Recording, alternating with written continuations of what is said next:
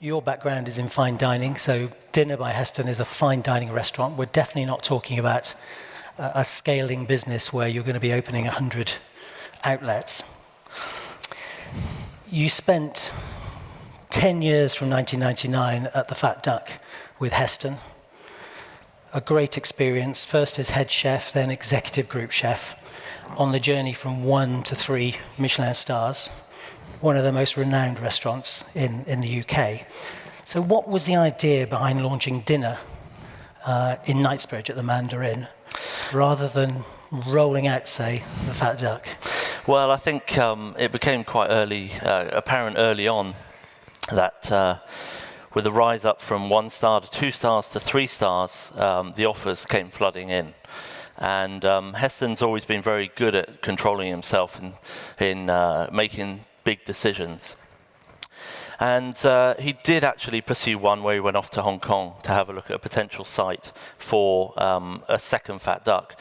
But back then it was incredibly hard work. There were like 65 people, 45 guests. You know, the numbers were I mean, we went through such an impact from getting the 3rd star, and then the following year, the #1 in the 50 best, which had, you know, just as much impact, really. It was quite disruptive in many instances, in different sort of aspects of the business. And it became quite apparent that as great as these offers were, that there would only be 1 Fat Duck. And decided that would be something that we would protect at the center of everything, and then build other brands from that. And around that time, Heston had bought the Hind's Head, which is a 500-year-old pub adjacent to the restaurant, which came with some other property that we could turn into much-needed offices and production kitchen and test kitchens, and we filled it with everything quite quickly. And from there, it was a case of, we bought this pub, we were cooking really beautiful British food, starting to dabble in food history a little bit. And this kind of opportunity that came about for the Mandarin in London came about in terms of, we wanted something between the Hind's Head, which at that stage had a star, and the Fat Duck, which had 3 stars. We wanted to try and create a dynamic of a restaurant that had super high level cooking with pretty high level of covers as well. And we set about using the history and using Hampton Court, food historians, interesting people that, you know, we've met along the way, amazing books and manuscripts we collected, and thought we'd use that as our main focal point for the DNA of Dinner by Heston. The name itself was a little bit tricky to talk into a partnership with a hotel, because obviously dinner is something quite specific, but that was the whole point about what we were trying to create. The restaurant itself, for those that you don't know, is originally it's about 110 seats. We have a chef's table and a private dining room.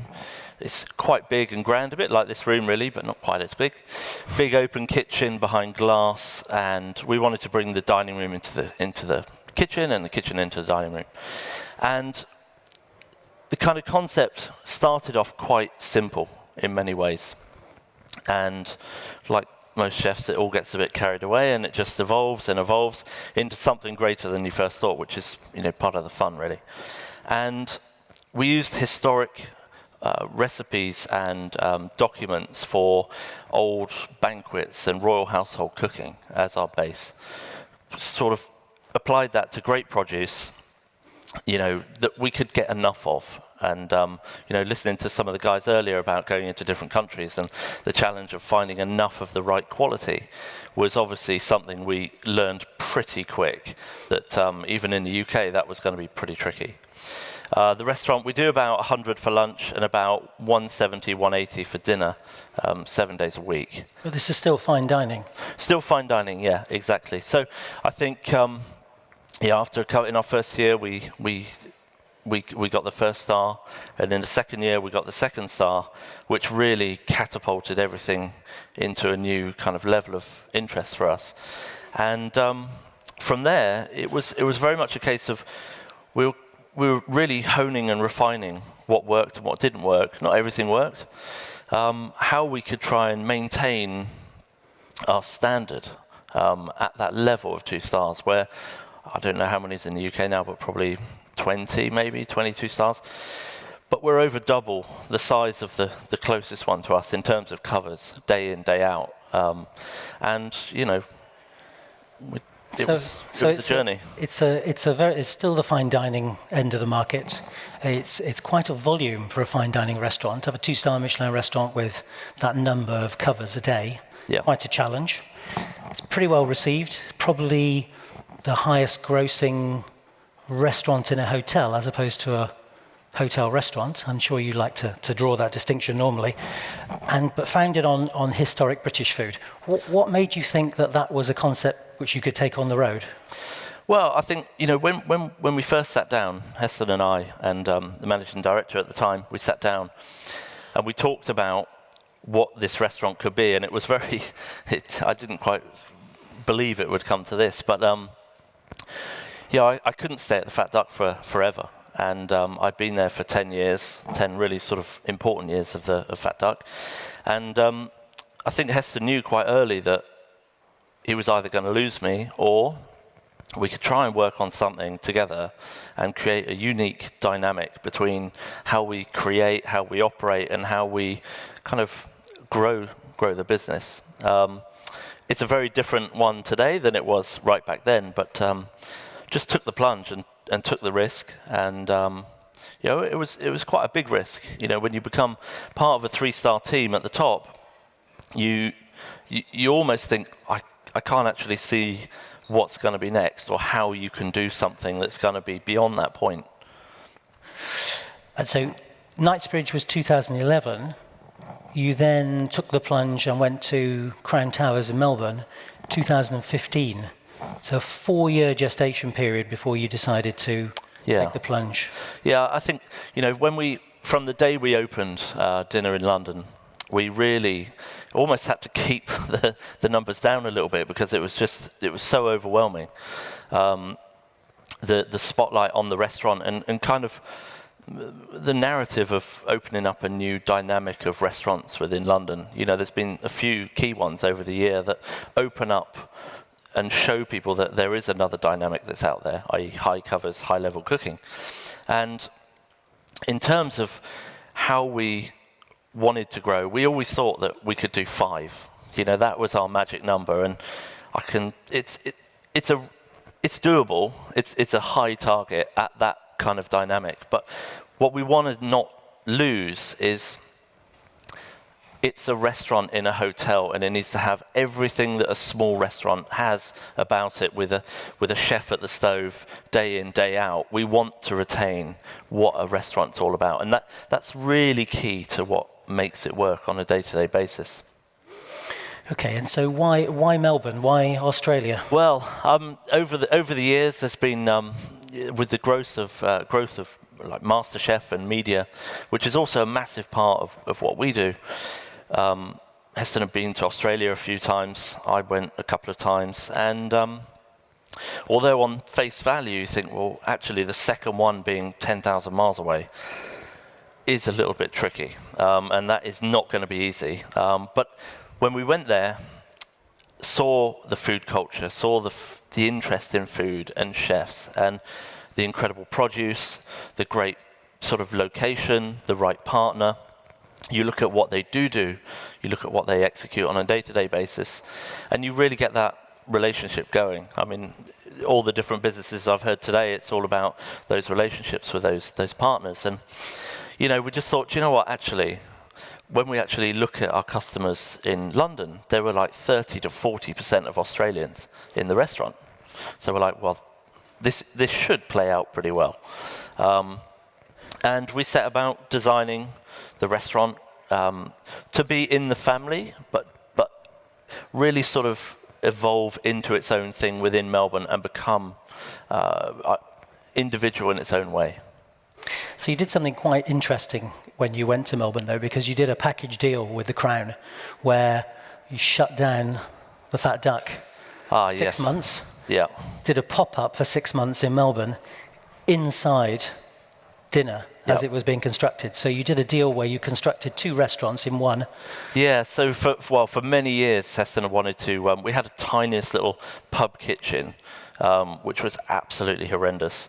But, when you've got 3 stars, you don't want to rock the boat. You don't want to lose the team that achieve what they achieve on a daily basis. So there are various things over the years of trying to move it somewhere, down to the south of France or up a mountain somewhere. But these things, are quite big investments for someone to make, and it really would be, the jewel in the crown and a really sort of lovely story for them and a big draw. So it took a long time to find the right place, and then some bright spark came up with the idea as we started the project that maybe, if we take this room, for example, we put the kitchen over there, this is the dining room, this is the bathrooms, this is the bar.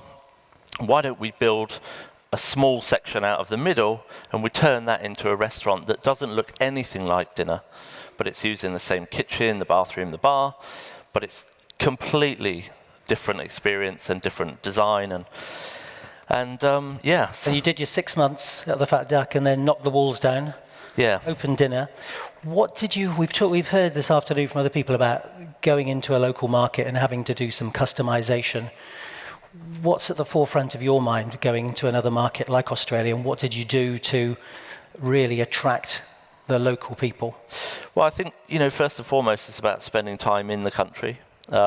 It's about wanting to be part of the food scene, the food culture, the colleges, the education, working with suppliers, and we have a lot of friends all over the world, like everyone does, and you work with them to help spread you to get to the right people.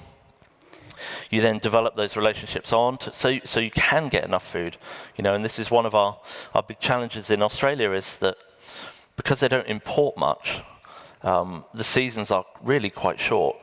In a lot of areas, and before you know it, something's disappeared and it's just vanished. So getting enough of the right quality was obviously something that when you're in a completely different country, it takes a lot of learning.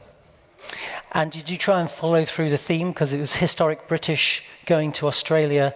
Did you look at the local history and try and incorporate that in the restaurant? Yeah, so with each location that we try and identify for the next one, in Australia in case, we worked with a food historian who's based in Adelaide, and she's like the guru on Australian kind of settlement food.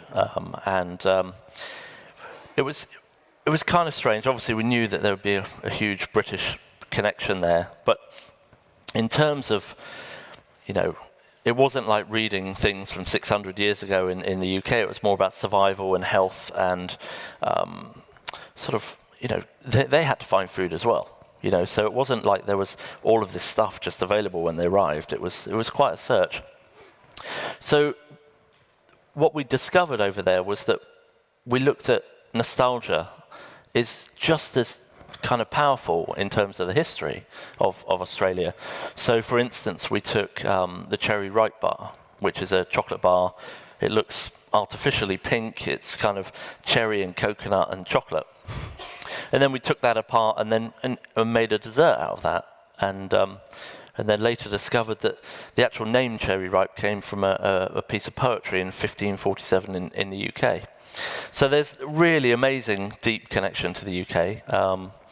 We then kind of risked it a little bit when you talk about an ingredient such as Vegemite with the Australians, and we always have this Vegemite Marmite kind of debate. And so we took Vegemite, which was actually first made in Melbourne, and we looked at applying it in multiple different ways. And in the end, when you take down that really intense extract, you get other notes through there as well. So chocolate came out, caramel, barley, a kind of saltiness and a savouriness in there as well. So we built a dessert around Vegemite ice cream, which was brave, but it kind of paid off in the end, I think. So appeal to the local taste buds. Exactly. But at the core of what we do is our DNA about historic British and key dishes such as meat, fruit and the tipsy, for example, where you've got the chicken liver parfait inside the mandarin jelly, and tipsy cake, which is a sweet brioche baked with loads of caramel, custard, and vanilla, served with spit roast pineapples that you can see from the dining room. So those things really stayed, and then the frameworks of dishes incorporated the local ingredients, the seasons within those. So what's very clear to me is that there's an awful lot of thought that goes into this. So it's not just having a fantastic original concept and idea which you can take. It's actually thinking very hard both about the location, the partner, and the customization you can make, which is true to the original ethos of the restaurant. It's obviously not a quick process. 2011 in Knightsbridge, 2015 in Melbourne. Here we are now, 2018. What about Dubai? Yep, so, well, Dubai will be hopefully opening late 2019.